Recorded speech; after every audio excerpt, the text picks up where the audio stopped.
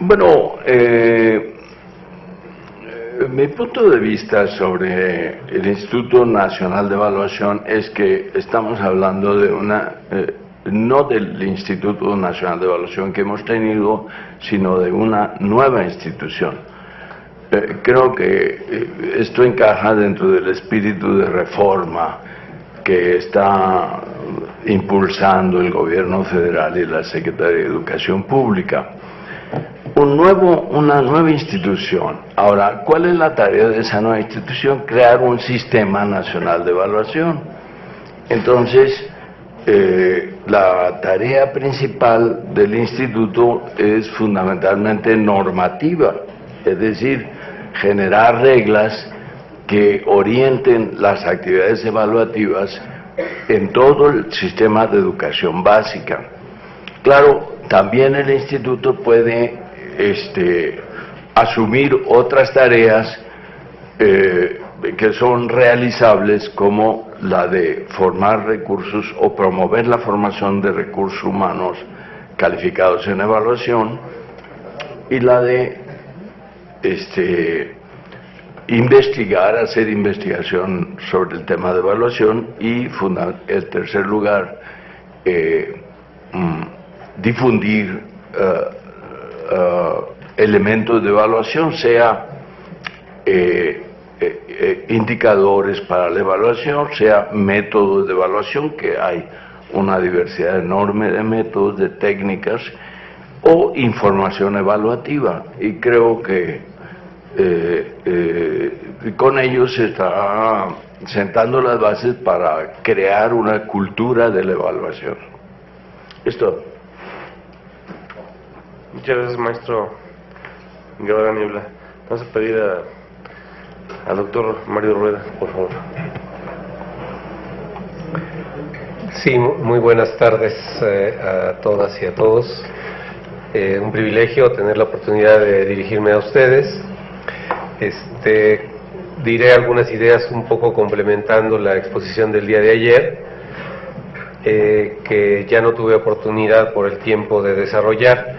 Básicamente tiene que ver con el reto de crear el Sistema Nacional de Evaluación, que está claramente definido en esta nueva reforma constitucional que involucra al Instituto Nacional de Evaluación para la Educación.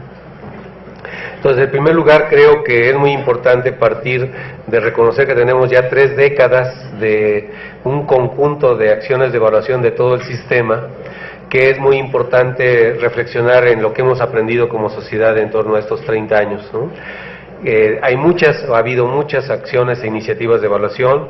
Entonces creo que es el momento primero de identificar cuáles son, con qué propósitos se han hecho, y efectivamente qué información, qué resultados, qué aportes tienen respecto al sistema educativo nacional. Es muy importante hacer este ejercicio porque eso nos va a permitir identificar áreas en donde no se ha incursionado de la mejor manera o que no se han tocado incluso. Es el caso, por ejemplo, de la evaluación del desempeño docente, que ayer, y bueno, que ha estado como en la preocupación social de muchos actores, ¿no? Entonces, el propio instituto no tiene experiencia en esta actividad, por lo que es muy importante que se inicie en esta actividad de una manera paulatina y realizando prácticas que han dado resultados al instituto para consolidarse como un instituto que produce conocimiento útil, confiable, para los diferentes actores involucrados en el sistema educativo. Creo que es muy importante revisar y formular el Sistema Nacional de Evaluación ya con una preocupación muy clara de cuál va a ser el tipo de análisis y explotación que se va a hacer de la información que se obtenga. Como todos ustedes saben, las acciones de evaluación tienen que ser un conjunto de acciones sistemáticas que produzcan un conocimiento lo más estrictamente apegado y que refleje la realidad compleja como es el sistema educativo, pero que es muy importante reconocer que quienes van a utilizar esta información, el uso que se va a hacer de esta información, pues tenga y llegue y tenga estas repercusiones necesarias para que efectivamente se cierre el círculo que pueda ser identificado con las la mejora de lo evaluado. Entonces es muy importante que periódicamente se pongan a prueba los sistemas de evaluación para que finalmente pasen a revisión estos mismos sistemas y nos digan si son los apropiados, si hay que modificarlos, si hay que complementarlos con otra información. Creo que en estos 30 años de evaluación, y lo puedo decir con toda certeza porque he hecho investigaciones a nivel nacional, en donde investigando a los propios ejecutores de las diferentes acciones de evaluación, todos ellos reportan que se han involucrado en las acciones de evaluación de una manera muy empírica.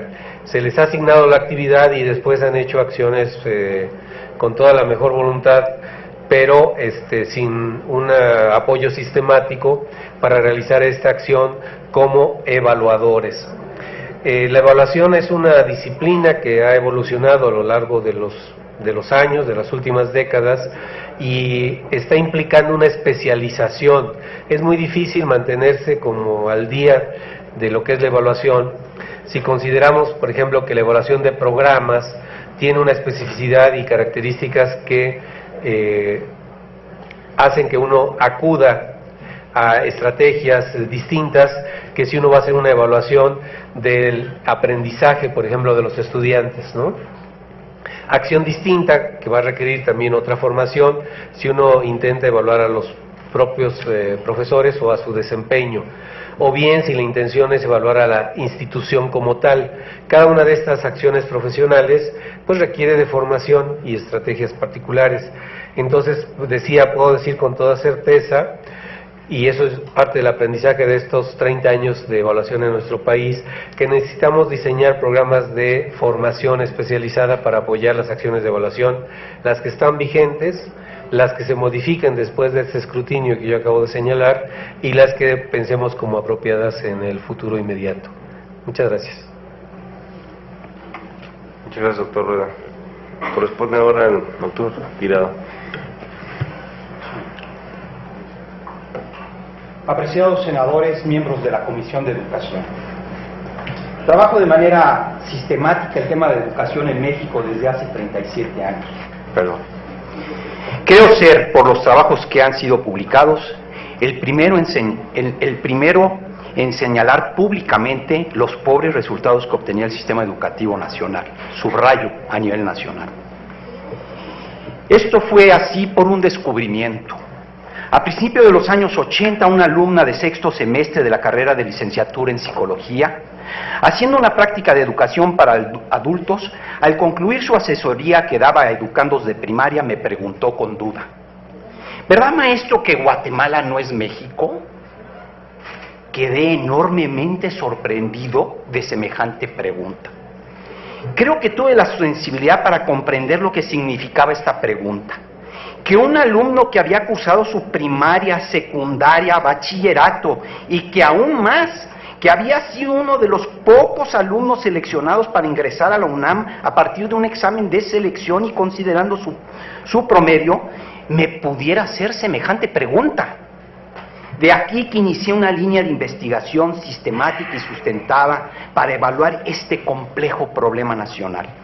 En 1986 publiqué un artículo en la revista de Ciencia y Desarrollo del CONACYT que titulé La crítica situación de la educación básica en México. El reporte de este estudio también fue publicado por la Universidad Pedagógica Nacional con el título Una crisis en la crisis, la calidad de la educación en México. Estos reportes llamaron la atención y el entonces secretario de Educación Pública, licenciado Miguel González Avelar, me invitó para que comentara mis estudios. Al año siguiente, en 1987, fui reconocido como miembro del Sistema Nacional de Investigadores, donde he permanecido desde entonces. Posteriormente fui haciendo una serie de investigaciones cuyos resultados publiqué en la revista Ciencia y Desarrollo. Me limitaré a mencionar los títulos porque resultan muy sugerentes. En 1989, el título fue de mi publicación En torno a la calidad de la educación pública y privada en México. En 1990, la calidad de la educación básica en México, antes y ahora. En 1992, evaluación de la educación básica con posgraduados. En 1995, un mundo de reprobados.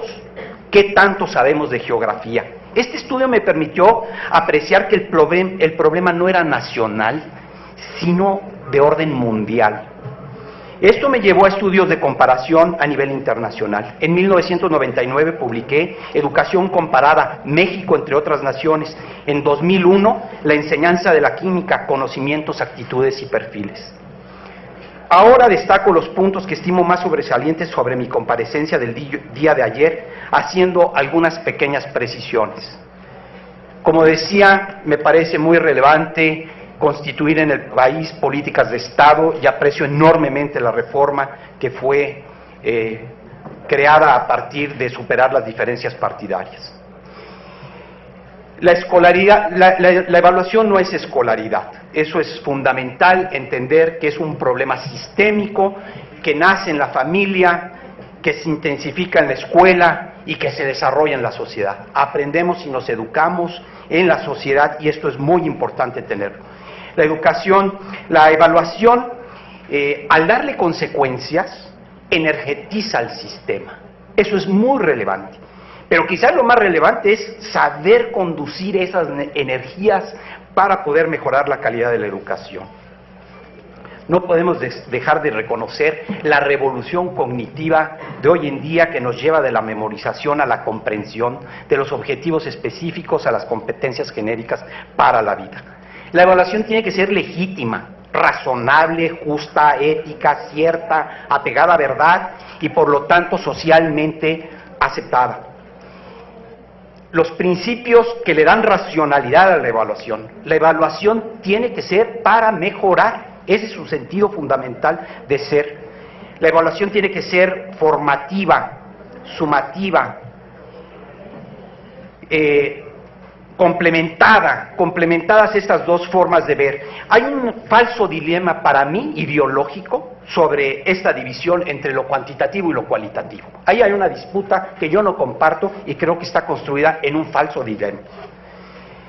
Hay que evaluar la responsabilidad. A mí me parece eso central. La rendición de cuentas, eso es central. La evaluación tiene que ser justa. Bueno, el tiempo me agotó, perdón. Muchas gracias. Bueno, si me tomo un minuto más, ya no repetiré todo esto, quizás nada más para hacer algunas tenía yo algunas precisiones sobre el día de ayer. Este punto yo creo que es muy importante, sí lo quisiera destacar. La evaluación energetiza el sistema. Y de aquí se debe promover la participación colegiada. Yo creo que esto es muy importante, la coevaluación. Yo me inclino por que creo que ahí encontramos una buena pieza. Hay que dar incentivos con base al rendimiento. Estoy de acuerdo. Pero ¿quién define el rendimiento? ¿Quién define los parámetros de corte? Ahí se politiza, ahí puede ser enorme. Genera empoderamiento. Este empoderamiento yo creo que tiene que ir a dar a los consejos escolares, pero supervisados por la zona escolar, por el Estado y por la Federación. Hay que cuidar, no nada más dejarlos, pero sí, yo creo que ahí está el nacimiento para esta distribución de los estímulos. Yo creo que ahí daría legitimidad. No sé si aquí había otro que quería yo destacar. ¿Sí? ¿Puedo tener tiempo? ¿O aquí dejo? Si quiere, dejo aquí. Me parecen las preguntas que podemos complementar. Vamos a pasar a las intervenciones. Gracias, doctor Tirado. Sí, gracias a ustedes. Intervención de los senadores. Empezamos por don Ismael Hernández Deras. Por favor. Gracias, presidente. Escuchar a personas con una alta calidad y una visión amplia del tema de la educación aquí en el Senado es verdaderamente para nosotros una excelente oportunidad, lo digo por mi persona. Los felicito, les reconozco y sabemos que para nosotros los próximos momentos del proceso legislativo para conformar este órgano de gobierno habrá de ser de una grave dificultad poder tomar una decisión y comenzar con la palabra evaluar, y para que eso suceda conformar precisamente el órgano de gobierno. Y es un comentario que deseo realizar en un tema que sin duda después de la reforma constitucional, independientemente de la parte de las leyes reglamentarias que le corresponden a esta reforma constitucional, sin duda que el tema de evaluación es una palabra y un tema que hoy la sociedad le genera una alta expectativa.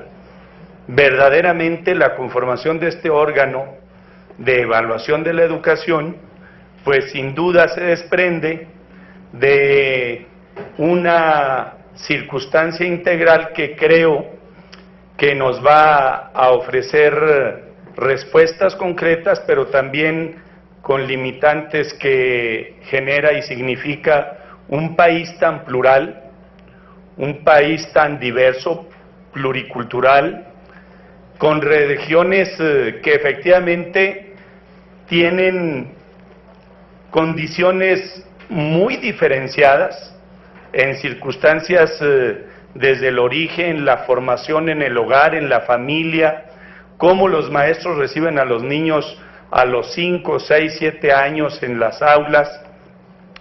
Y creo que esa complejidad habrá de tener instrumentos en la evaluación tan amplios y tan claros y justos que nos permita en su momento efectivamente en esta lucha por la calidad en la educación vayamos generando opciones de manera paulatina y con una velocidad que nos permita como país ser más competitivos en el entorno mundial y del conocimiento.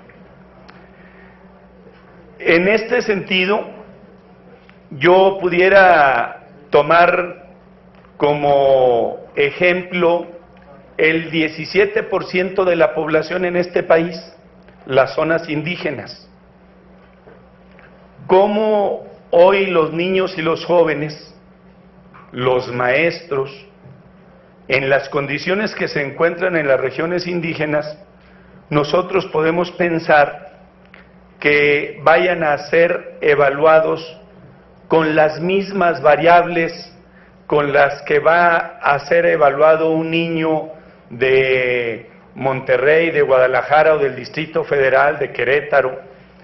Pero por otro lado, cuando las mismas variables para comenzar a evaluar tanto a los maestros como a los alumnos, yo también creo que la parte que le corresponde a los padres de familia en esta conformación de una verdadera educación integral, una verdadera educación científica y de valores, creo que es cuando en ocasiones deberíamos de identificar las variables diferenciadas por las regiones en las que nos encontramos.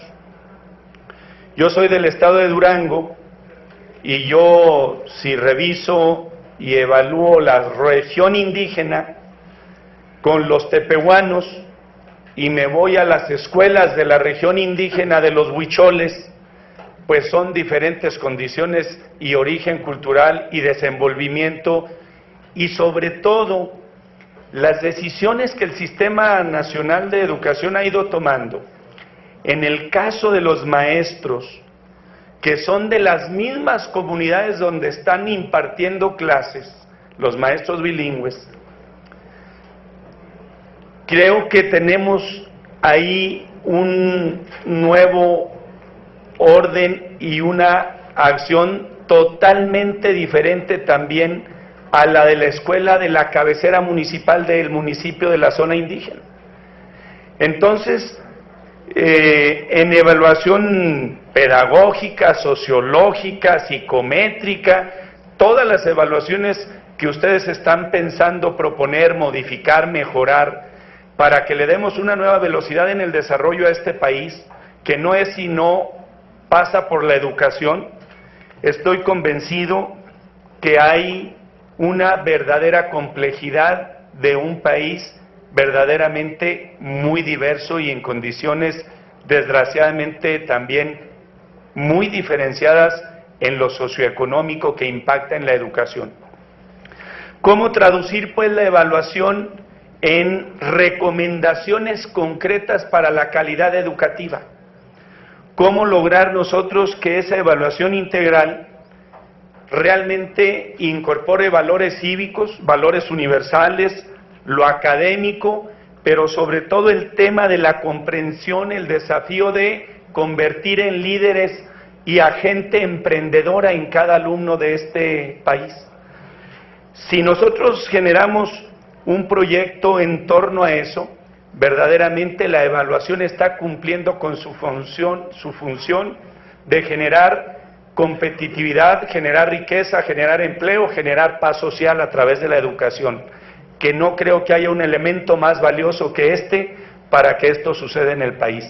Espero que mis comentarios de parte de ustedes tengan también algunas propuestas concretas y que nos permita a nosotros los legisladores también ir generando y fijando nuestro criterio para tomar las mejores decisiones en nuestra responsabilidad. Gracias. Gracias, senador Hernández de Heras. Vamos a proceder en el turno en el que cada quien intervino. Le voy a pedir al maestro Guevara Niebla que responda, por favor. Bueno,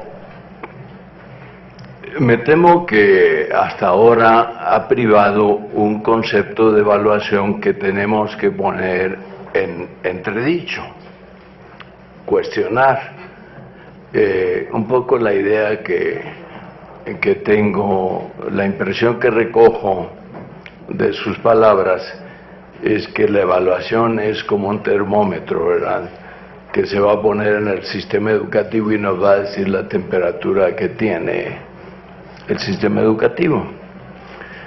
Yo creo que no. Yo creo que la evaluación, yo creo que sí y no, para contestar con más precisión. Yo creo que hay que repensar a la evaluación y al sistema de evaluación. La evaluación es una actividad que redunda directamente en el aprendizaje, o debe redundar en el aprendizaje. Y la unidad primera de evaluación, lo que constituye la plataforma de un nuevo sistema de evaluación, es la evaluación que el profesor hace de sus alumnos. Esta evaluación, como decíamos ayer, no debe ser meramente cognitiva. Tenemos que evaluar actitudes, valores, tenemos que evaluar incluso emociones, estados emocionales, regulación, conductas, la autorregulación de la conducta, porque yo creo que estamos con la educación tratando de formar personas en el sentido más integral del término, seres humanos entendidos holísticamente, como una totalidad. En consecuencia, la evaluación hasta ahora ha insistido mucho en lo cognitivo, pero por ejemplo, yo en alguna ocasión le proponía al secretario de Educación, Ernesto Zedillo, que se evaluara los resultados en términos de educación moral que producían las escuelas particulares y las escuelas públicas, propuesta que el secretario nunca le dio curso. Pero yo creo que es muy importante entender que la evaluación es un proceso muy complejo, sumamente complejo, y que comienza en el salón de clases. De otra manera estamos hablando de otra cosa muy distinta. La evaluación tiene que ser una actividad que repercuta a favor del aprendizaje del alumno y que repercuta a favor de elevar la autoestima del alumno. Entonces, la primera tarea para construir un sistema de evaluación es, primero, yo creo, insistir, como ya el Acuerdo 592 parece que lo logra, en definir con precisión los objetivos que se están tratando de lograr, grado por grado, nivel por nivel, en toda la educación básica. Segundo, por ejemplo, para responder o abordar puntualmente, en desarrollar una pedagogía muy versátil, sobre todo una didáctica muy versátil, nosotros tenemos que aplicar lo que en Europa están llamando una pedagogía diferenciada. Si la investigación sociológica nos ha demostrado que los niños con menor capital cultural tienen mayor probabilidad de fracasar en la escuela, necesitamos formar a los maestros de manera que utilicen en el aula pedagogías diferenciadas, de acuerdo con el alumno, el origen social del alumno y los aprendizajes que tiene el alumno. En realidad, todo profesor, al comenzar sus clases, debe comenzar haciendo un diagnóstico, una evaluación diagnóstica de sus alumnos. Si nosotros queremos enseñar cosas significativas para cada alumno, necesitamos saber qué es lo que sabe cada alumno, para que nosotros podamos ofrecerle conocimientos, valores, que se articulen con lo que ya sabe. Si nosotros enseñamos algo despegado de lo que el alumno sabe, es muy difícil que el alumno lo asimile. Si lo asimila, lo puede asimilar mecánicamente, memorísticamente.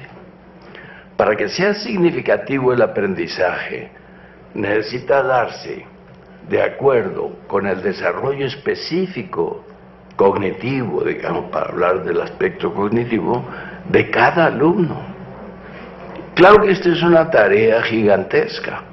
Necesitamos cambiar la orientación de los planes de estudio, necesitamos cambiar la preparación de los profesores, necesitamos cambiar las prácticas en el aula, pero creo que es por ahí por donde tenemos que comenzar, y no comenzar con, ¿verdad?, no insistir en lo que ya venimos haciendo desde hace mucho tiempo, que es hacer evaluaciones nacionales en las cuales confirmamos una y otra vez que reprobamos, ¿verdad?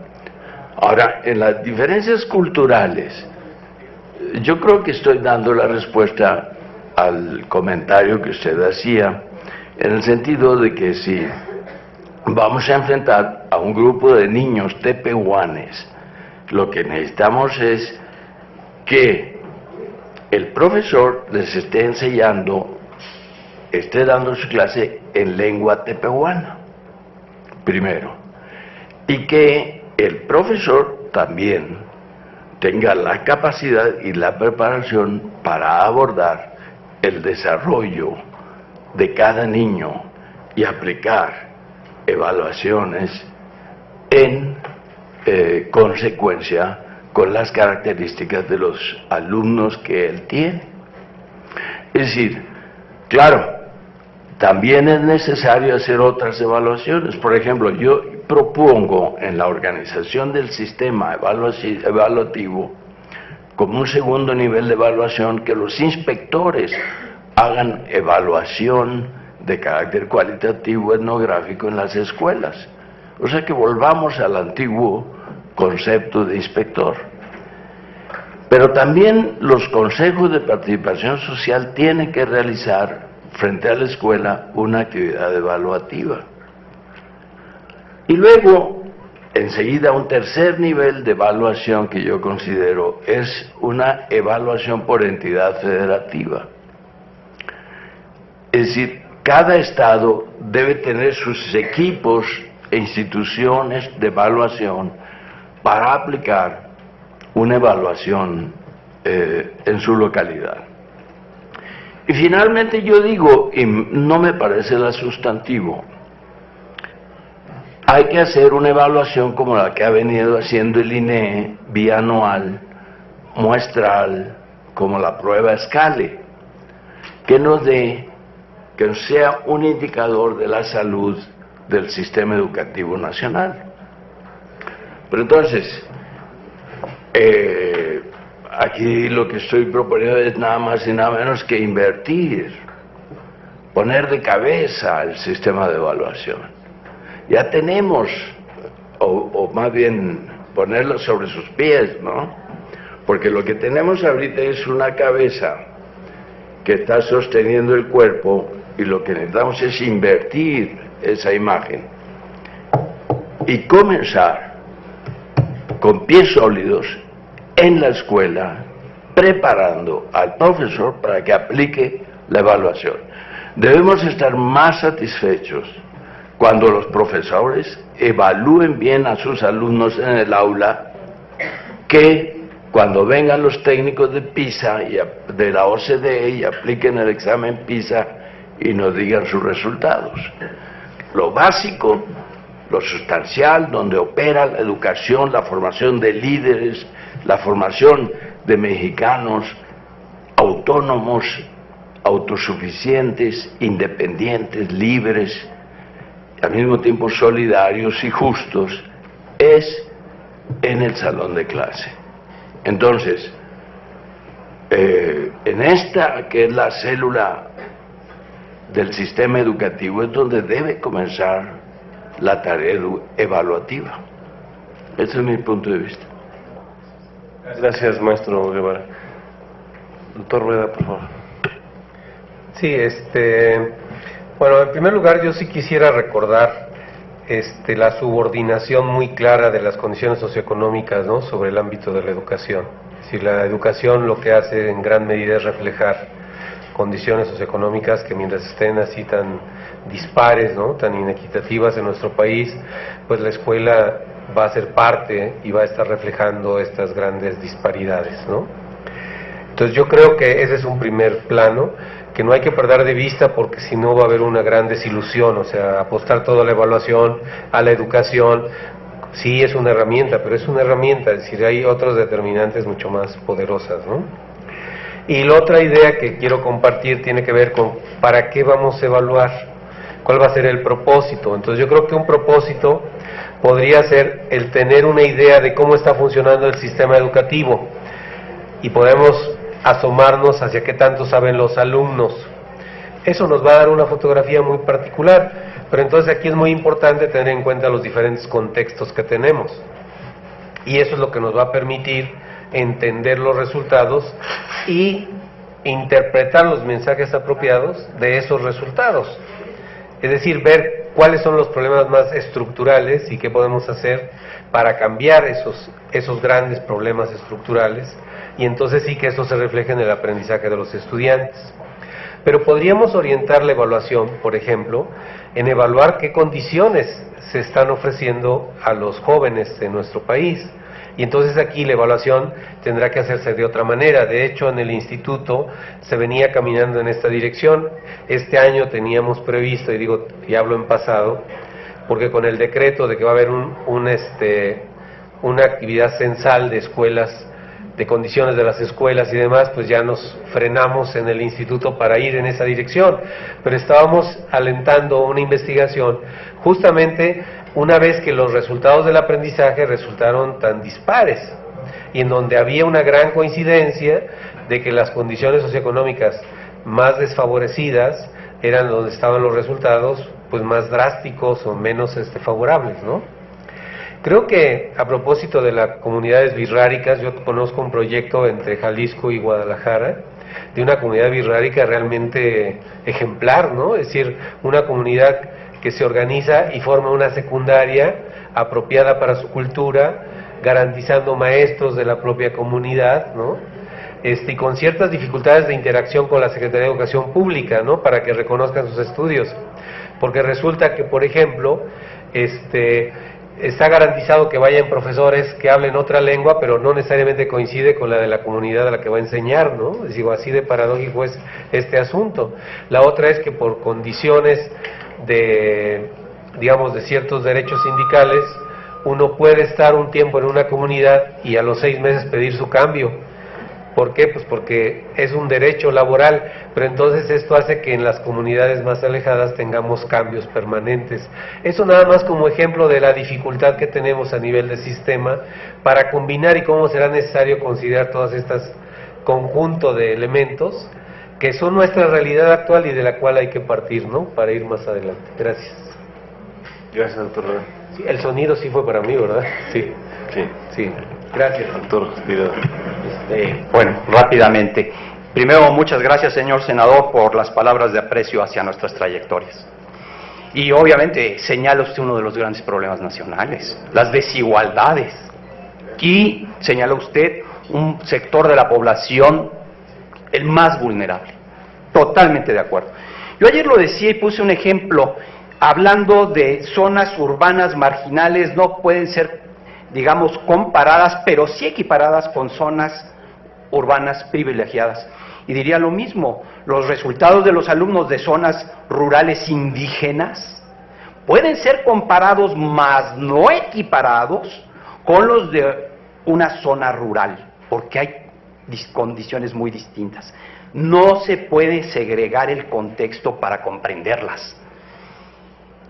La escolaridad de los padres sabemos que está estrechamente relacionada con las calificaciones, pero no es la escolaridad, es la cultura que genera en el hogar la escolaridad. El problema de una televisión no es la televisión, es que sintonizo en la televisión. No es la economía, no es si tengo dinero para comprar la televisión puede ser chiquita o grandotota. El problema es qué veo, cómo me nutro, y eso nace de la cultura familiar, de los valores, de los gustos, de las apreciaciones, de las ideaciones. Y de aquí, por supuesto, no es lo mismo la cultura familiar en una comunidad de un tepehuano a la de un mije. Por supuesto, estoy completamente de acuerdo. De aquí yo pasaría a otra consideración que me lleva a usted con su planteamiento. Yo diría, entonces, ¿qué hacer? Bueno, hay que evaluar, yo digo, el valor agregado. Ahí es un concepto que nos uniformiza ya la situación de referente cultural. Construir referentes propios a partir del valor agregado. ¿Cómo estabas hoy y cómo estás mañana? Tu alumno, ¿cómo estaba cuando llegó? ¿Cómo está hoy, profe? Y ahí sí ya no me puede decir, no, es que yo tengo muchas desventajas. No, pues sí es el mismo. Pero esto, sobre todo, tiene algo muy importante. Si valoramos, si nos centramos en el valor agregado y lo analizamos en el tiempo, genera trayectorias, dibuja tendencias. Y entonces sí podemos decirle al profe, oye, profe, tú cada vez estás peor, ¿eh? O profe, tú cada vez estás mejor. Cada vez das referentes mejor. Y podemos construir referentes nacionales. Y entonces sí tener indicadores que nos permitan valorar. Porque finalmente lo importante es valorar el sistema educativo nacional. Ese es realmente el propósito de fondo. Tenemos que valorar escuelas, alumnos, programas, puntualidad, asistencia, muchas cosas. Pero finalmente es el sistema educativo nacional a donde tenemos que ir.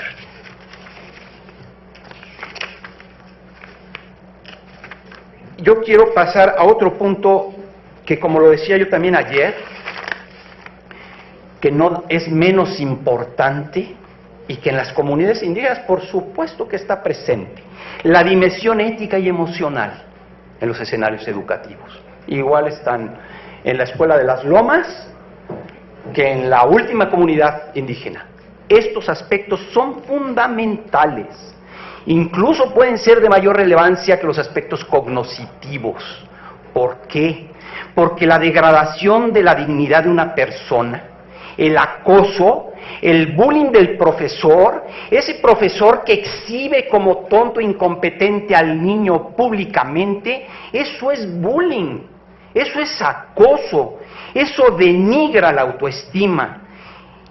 El niño se va a lo que llamamos el amparo, el desamparo aprendido, el aprendizaje evasivo, mejor me voy, mejor me escondo.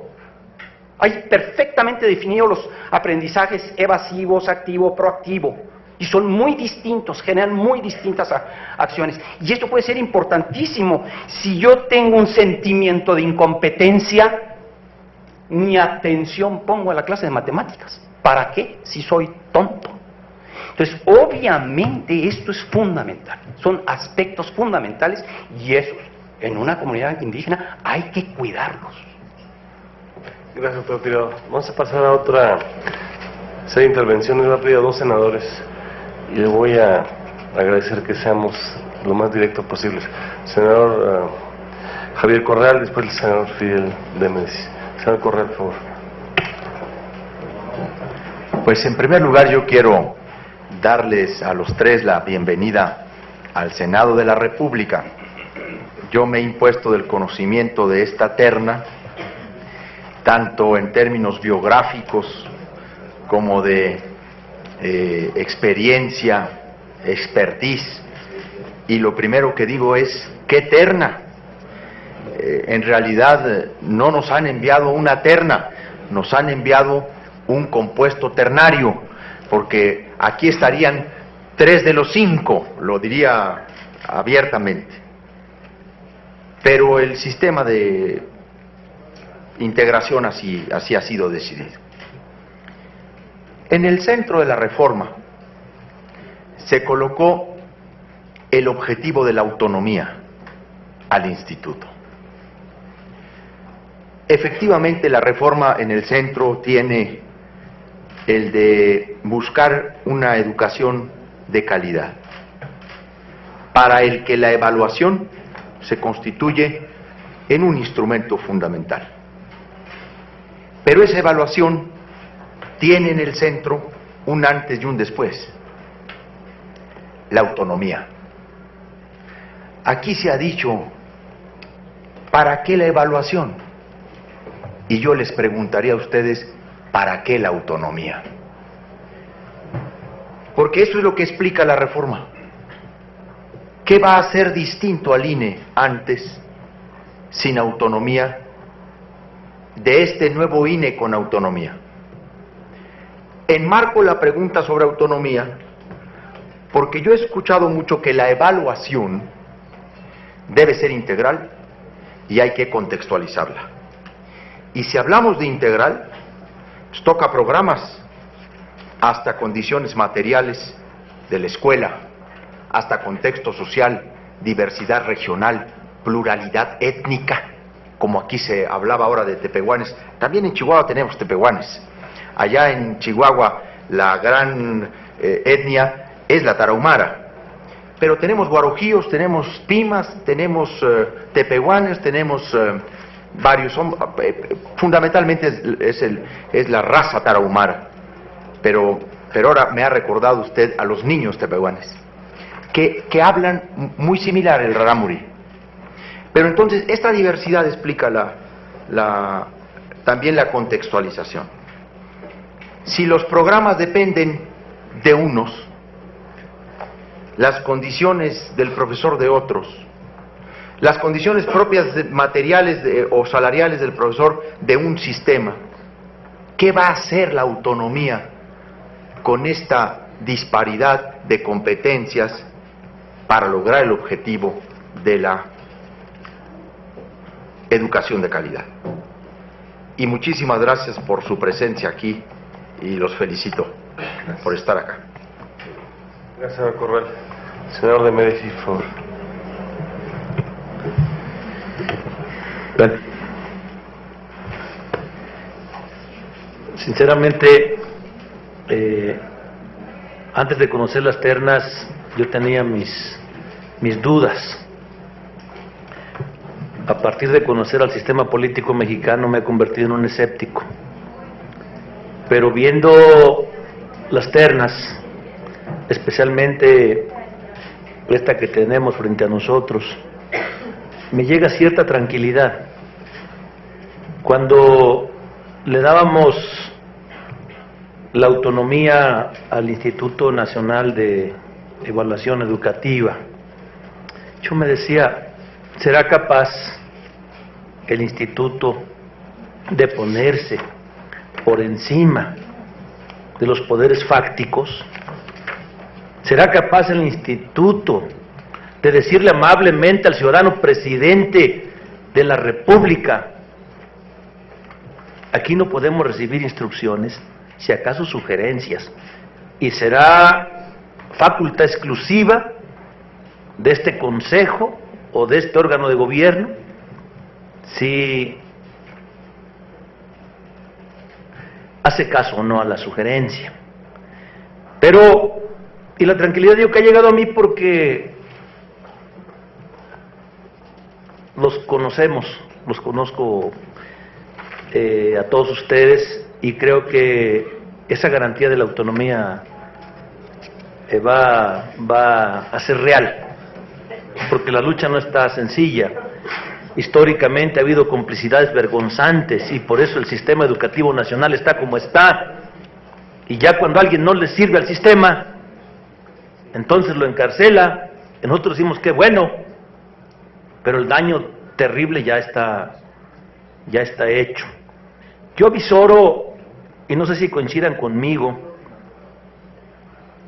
una convulsión nacional,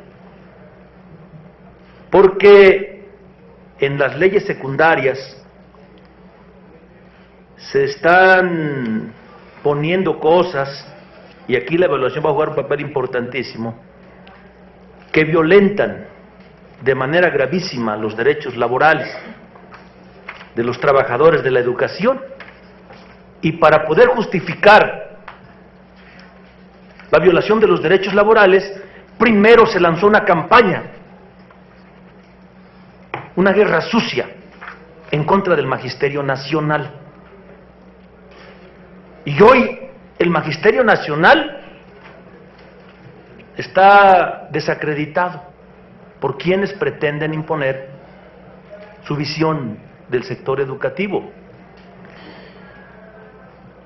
Pero la convulsión de 1979 y 1980 parece que no dejó experiencia. La de 1989, cuando se cayó Jongitud Barrios y se impuso el Bester, parece que tampoco. La de 1998, cuando se impone la Alianza por la Calidad Educativa, parece que tampoco dejó experiencia. Y entonces se está generando un caldo de cultivo que yo les quiero preguntar a ustedes: ¿qué aspectos tendrían que considerarse en el diseño e implementación de la evaluación para que ésta sea eficaz, sea válida, sea confiable y sea justa, sobre todo con esos antecedentes que hemos enunciado, a la luz de las reformas, a la luz de las leyes secundarias que van a ser producto de la reforma constitucional? Yo les agradezco amablemente las respuestas que le den al pueblo de México y al Magisterio Nacional, porque están muy pendientes de esta comparecencia, y en especial de las respuestas que den los tres que están aquí en esta reunión. Muchísimas gracias. Gracias. Vamos a cambiar el orden de las intervenciones. Doctor Tirado, por favor. Bien, muchas gracias. Bueno, primeramente de nuevo agradezco mucho las palabras de aprecio a nuestras trayectorias. Lo agradezco enormemente. La autonomía, nos planteó el senador Corral. Bueno, hay un principio fundamental: no se puede ser juez y parte. Los intereses están encontrados. Claro. Entonces, si la Secretaría se autoevalúa, si es algo mal, pues lo modifico, lo escondo, y lo vimos. Evaluaciones internacionales se hicieron y se escondieron abajo del escritorio. Eso lo sabemos. Entonces, no puede ser. Entonces, la autonomía camina la garantía de, no, pues ya son dos. Uno dice cómo lo haces, no tú mismo dices cómo lo haces. Entonces, eso es algo fundamental. Luego, yo quería encontrar en mi documento, ya no lo encontré, que se generan intereses encontrados en la evaluación. Yo lo decía ayer, ¿no? Por ejemplo, el profesor tiene legítimo interés de que la evaluación no lo perjudique. Yo estoy de acuerdo. Pero si el desempeño del profesor perjudica a los alumnos, el derecho, éticamente, la responsabilidad está de nuestra parte con los alumnos. No puede ser. Ahí hay intereses encontrados, puede haberlos, puede. Si el profesor acepta su bajo desempeño, su negligencia y lo remedia, muy bienvenido. De acuerdo. pero si no, no podemos aceptar que los niños sigan siendo perjudicados. Entonces esto requiere también de la autonomía. ¿Por qué? Porque si no se generan, es fácil generarse complicidades. Ya lo decía el senador sobre los poderes fácticos, son muy poderosos. Y bueno, si yo soy CEPI, tengo el sindicato y el sindicato me presiona y hazte el ciego con esto y por favor no lo veas porque se me van a venir las manos, en fin. Yo por eso creo que sí, por supuesto, la autonomía de una institución que tenga la responsabilidad de la evaluación tiene que ser separada. Sí me parece un cambio sustantivo. Usted mencionó algo que yo comparto tremendamente, la guerra sucia que se hace para desprestigiar el magisterio. No nos damos cuenta de la torpeza de estos actos. Sacamos calificaciones ridículas de la escala 0 al 10 y dicen los profesores el 70% reprobó, y a toda la prensa amarillista a ponerlo en las primeras columnas, desprestigiando a nuestros maestros. Por favor, si Finlandia algo tiene de acertado, es que el profesor en Finlandia tiene un enorme honor. Entra el 10% de los que egresan del sistema de licenciatura del nivel superior. Esos son los que aspiran a ser profesores, porque ganan como cualquiera, pero cobran un salario honorario por parte de la sociedad enorme. Es un gran prestigio. Pues entonces la gente más capacitada quiere ser profesor. Aquí lo invertimos con esas formas tan atropelladas de generar noticias escandalosas, muy mal fundadas. La mejor prueba para discriminar es 50%.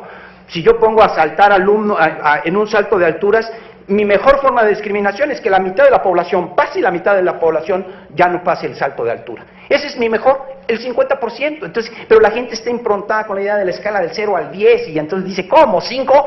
No, qué barbaridad, reprobar. Muy mal. Yo creo que tenemos que reedificar el prestigio de la trayectoria del magisterio. Eso es fundamental, lo comparto plenamente con usted. Ahora dice usted que la evaluación obviamente tiene que ser válida y justa, y creo ahí hacía usted de alguna manera una alusión a todo, digamos, para que sea válida está toda la psicometría. Nos podemos descansar en 120 años de investigación sistemática de cómo generar indicadores válidos y confiables. Tenemos revoluciones en la psicometría, que pasamos de la psicometría clásica basada en la probabilidad a formas muchísimo más complejas, que es la teoría de la respuesta al ítem, donde se valora y se sabe evaluar la complejidad del grado de dificultad de un ítem independientemente de la población. Es una aportación de Rasch y hoy domina el ITS, PISA, TIMSS, todos usan Rasch. Entonces, yo creo que ahí se puede. Ahora, no hay evaluación precisa, eso no existe, ni en física. Todo depende del nivel de precisión. Si yo con el nivel de precisión quiero medir de qué tamaño es esta mesa, y me pongo muy riguroso, y voy a fracciones de décimas, de centésimas de milímetro o millonésimas de milímetro, pues simplemente la dilatación del clima lo va a estar moviendo. La mesa no va a estar nunca igualititita. Hay error de medida. Pero esos errores de medida se pueden evaluar. Y hay errores aceptables dentro, digamos, de las métricas que uno dice, bueno, a .95 de probabilidad, a .99. Hay quien puede poner datos a .998. Son niveles de precisión extraordinarios, pero es muy difícil. Pero depende también de la complejidad del fenómeno que yo evalúo. Si ni los físicos reconocen que hay error de medida, ya podemos imaginar evaluar la complejidad de los fenómenos sociales. Pero no quiere decir que no tengamos herramientas para acercarnos y poder demostrar con procedimientos metodológicos sistemáticos que podemos tener acercamientos muy bien definidos para saber qué niveles de calidad tenemos en la evaluación y compararnos con los referentes internacionales. Ahí tenemos referentes para saber si nuestra calibración está bien o nos falta trabajar para mejorarla. Es lo que yo diría. Maestro de Niebla. Sí. Bueno, contestando a la pregunta del senador Javier, yo creo que la autonomía es un valor un problema, yo lo veo como un problema, no como una solución. No es clara la solución.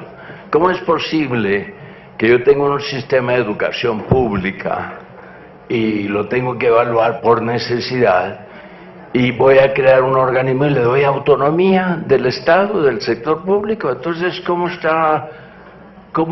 vamos a compatibilizar esa autonomía con la función pública? Es un problema muy difícil. Y el problema no es abstracto ni tan misterioso. Lo podemos ver con las universidades. La idea de que el desarrollo intelectual se puede dar con solo en condiciones de soledad, de libertad, etcétera, etcétera, bueno, proviene desde la Edad Media, pero se consagra en la Ilustración, y es sobre todo Guillermo Humboldt el padre de esta idea. Cuando imaginamos a un sabio, ¿verdad?, lo imaginamos pues pensando a solas en un cubículo, rodeado de libros, etcétera. Y este estereotipo es el que tiene que ver con las prácticas universalmente adoptadas de que el trabajo intelectual y científico altamente sofisticado se desarrolle en mejores condiciones en soledad y con autonomía, con protección, en un medio protegido. Pero en México no ha ocurrido así. Lo que ha ocurrido con la autonomía universitaria, por ejemplo, es algo realmente muy preocupante. Las universidades se han convertido en entidades totalmente aisladas de su entorno, no tienen articulaciones con la sociedad, no tienen ninguna articulación significativa con el aparato productivo, no tienen ninguna articulación significativa con el Estado para la construcción política de la sociedad, y en cambio generan ideologías corporativas autorreproductoras, ¿no?, que se autorreproducen, como la UNAM, por ejemplo, que ganó 2 veces el campeonato nacional, su equipo de fútbol, y surgió un culto, y además apareció en el Times Higher Education de Londres en el 48º lugar de 150 universidades evaluadas, y ¡pum!, surgió el mito de que la Universidad Nacional era una institución de excelencia. No quiero poner en duda la calidad que tiene la universidad, efectivamente, pero que sea una institución de excelencia, señores, nuestros alumnos en 4º grado, y no solo lo digo yo, lo escucho constantemente de los profesores. Creo que ahorita mismo se acaba de citar el hecho de que un alumno universitario duda si Guatemala pertenece a México o no. Bueno, este fenómeno, el hecho de ver errores ortográficos en alumnos que están terminando la carrera en 4º año en el pizarrón, ¿no?, etcétera, etcétera, constantemente se está repitiendo el hecho de que no sepan hablar, que no conozcan dicción, que no pronuncien correctamente las palabras, la pobreza del léxico, etcétera, etcétera, etcétera. El hecho de que no sepan escribir, desde luego. Entonces, no tenemos una universidad de excelencia ni articulada funcionalmente a la vida de este país. Y quien lo diga, bueno, tendrá que discutirlo conmigo, porque yo tengo muchos años estudiando en la universidad y tengo en qué argumentos para sostener mis puntos de vista. Lo mismo puede ocurrir aquí. Creamos un instituto autónomo y el problema que puede darse, que esta autonomía se convierta en una especie que dé pie a una especie de ideología corporativa, de autosatisfacción, de autoelogio, de autoalabanza, etcétera, etcétera, ¿verdad? Somos una institución de alto nivel, muy meritoria, muy alta calidad, mucho rigor, etcétera, etcétera, etcétera. Y como es autónoma, tú no puedes decir gran cosa al respecto. Bueno, el problema más fuerte que la autonomía presenta es cómo hacer que este organismo autónomo se comprometa funcionalmente con las necesidades del sistema educativo público, de educación pública. ¿Cómo hacer que este instituto autónomo se ponga al servicio de los profesores? Porque eso es verdad. Lo que hemos tenido hasta ahora son una y otra vez evaluaciones nacionales que reprueban a los estudiantes mexicanos de primaria, de secundaria, reprobados, reprobados, reprobados, reprobados, reprobados, y de repente sale una película como de panzazo, ¿verdad?, promovida por los empresarios, y se está crucificando a los profesores, como atinadamente se dijo. Es decir, se está culpabilizando al magisterio del desastre educativo nacional, y eso es una injusticia. Es una cosa incorrecta e injusta, éticamente injusta. Entonces, la autonomía depende de quién la ejerza, ¿verdad? Y cómo la ejerzan para que sea o no sea un problema. Pero sí se va a necesitar un enorme esfuerzo por parte de este instituto para que se articule con el Estado.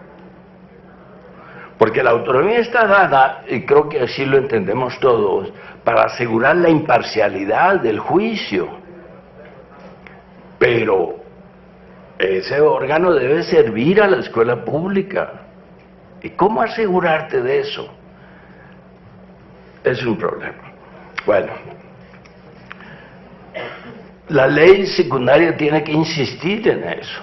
Tiene que insistir en que la autonomía, ¿verdad?, que este es un órgano al servicio de la educación pública. Bueno, segundo, ¿cómo vamos a evaluar con justicia, sobre todo a los profesores? Bueno, yo creo que sería, el problema es este, ¿no? Y hablemoslo con toda honestidad. Durante el liderazgo sindical de la anterior líder, y con el subsecretario yerno de la líder, en 2008 se adoptó la Alianza por la Calidad de la Educación, y la alianza era estrictamente hablando un programa tecnocrático, ¿no? De repente brincaron, el sindicato mismo en sus congresos adoptaba el lenguaje tecnocrático, y la profesora Bester hablaba de ISO 9000 y que no sé qué, y todos nos quedamos perplejos porque en realidad era una necesidad, como estaba aliada con ciertas personas, en fin, era una necesidad de ponerse al nivel, ¿no? Y empezaron a hablar de estándares y competencias, y se les llenaba la boca con eso. Y tenemos, por el Acuerdo 592, un plan de estudios en educación básica basado en estándares y competencia. Claro, desde mi punto de vista particular es una aberración, ¿no? Porque promete muchas cosas y cumple muy pocas. Es un plan de estudio muy tradicional, cargado excesivo de contenidos y que deja muy poca libertad a los profesores, muy poco espacio para la acción al profesor.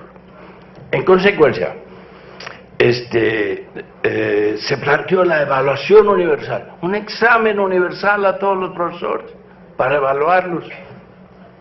Absurdo, es absurdo. No se puede evaluar a los profesores de esa manera. Entonces, un acierto de la reforma del artículo 3 es haber puesto concurso. ¿Ves? Las plazas se obtendrán a través de concurso. Esto nos lleva, pensando en dónde se usan los concursos de oposición, por ejemplo en la universidad, a la necesidad de órganos dictaminadores. Es decir, no va a ser un examen, sino que tiene que construir un organismo colegiado que sea el que te evalúe. Y la evaluación tiene que ser en base a una serie de medidas. Pues yo creo que la medida fundamental tiene que ver con la práctica. Yo creo que es la práctica, el profesor frente al aula, lo que debe contar más en esa evaluación. En fin, yo aquí me quedo. Gracias, maestro Guevara Niebla. Para cerrar, le vamos a pedir al doctor Mario Rueda que intervenga. Sí, bueno, muchas gracias. Yo diría, hablando en torno de la autonomía, que el primer gran reto es que efectivamente el instituto como tal se asuma como autónomo.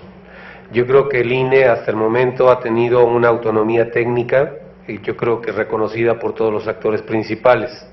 Tan es así, creo que es lo que ha traído la idea del instituto para que siga siendo como este actor, a quien le creemos socialmente, a quien tanto actores muy destacados como puede ser el propio gobierno o el sindicato dicen que sea, si hay que evaluación de maestros, que sea el INE el que lo haga, ¿no? Entonces yo creo que esta autonomía técnica puede consolidarse manteniéndose las prácticas que hasta ahora el INE ha tenido, una comunicación constante con las comunidades académicas internacionales, ¿no?, que recoja las mejores estrategias, recoja y vaya al avance y produzca elementos de evaluación acordes con estos avances tecnológicos, ¿no? Una autonomía, diría yo también, operativa, que tiene que ver con delicada relación con la Secretaría de Educación Pública, es decir, uno va a evaluar la actividad de la Secretaría, tiene que estar en comunicación, lo cual no quiere decir subordinación, y yo creo que la autonomía, pues, que se tenga constitucionalmente es una plataforma muy favorable, pero que no por eso ya se da, de hecho, ¿no? Las universidades son autónomas, pero efectivamente, socialmente, sabemos que unas son más autónomas que otras, ¿no? Digo, hay prácticas que uno dice solamente cierta universidad las puede hacer ejerciendo su autonomía, y otras que hasta las mismas autoridades gubernamentales locales definen quién dirige, ¿no?, las universidades, y las dos son autónomas. Entonces yo sí creo que es muy importante como esta construcción social a partir de la propia junta directiva como un primer momento, pero también con los directivos de cada una de las áreas del instituto, ¿no? Cómo esto se hace efectivo en interacción con quién, pues con la Secretaría de Educación Pública y con todos los actores sociales que intervienen en el sistema educativo. Y una autonomía financiera. Sabemos de hecho que pues uno es autónomo, pero no tiene que estar aislado o es independiente, es decir, finalmente si no hay recursos, y los recursos pasan por ustedes mismos, ¿no?, como legisladores, ¿no?, la Cámara de Diputados, senadores, tienen que ver cómo se asignan, etcétera, pues será un ejercicio que tiene que empezar como que a construirse y consolidarse para que se tengan los recursos necesarios que permitan efectivamente cumplir con las aspiraciones que ahora se le están encargando al instituto.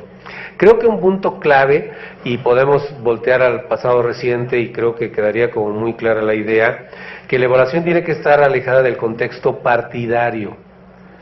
O sea, el instituto sacaba resultados de las pruebas Scale, por ejemplo, que prácticamente pasaban desapercibidos. ¿Por qué? Pues porque las pruebas, resultados de enlace, que eran las que se promovían desde un acuerdo del gobierno con la cúpula sindical, pues se difundían cada minuto en todos los medios de comunicación. Entonces, finalmente, el instituto era autónomo, pero prácticamente era aplastado socialmente pues por todo el aparato gubernamental, ¿no? Entonces yo creo que la autonomía también es cuestión de cómo la cuidamos todos los actores sociales. En primer lugar, el instituto, asumiéndola, ejerciéndola en los hechos, teniendo como punto fundamental el conocimiento como la plataforma, y por otro lado, cómo socialmente protegemos ese instituto para que ejerza su autonomía con toda plenitud. Me volvió a sonar a mí, ¿no? O sea, debe ser mi conciencia. No, creo que son las ideas principales. Yo nada más advertiría, pues, como esta relación delicada, necesaria e importante con todos los actores sociales, y por otro lado, con la advertencia y con las prácticas que en otras ocasiones has dado, la vinculación con lo político, partidario, metido en la evaluación, que es un desastre, ¿no? Por ahí no vamos a ir a ninguna parte. Gracias. Doctor Rueda, muchas gracias. Con esto concluimos esta parte. Les agradezco en nombre del Senado de la República a ustedes tres. Sin duda que tanto los conceptos como las propuestas que hemos escuchado nos van a servir mucho para esa institución que ya existe y que como cualquiera puede mejorar. Muchas gracias.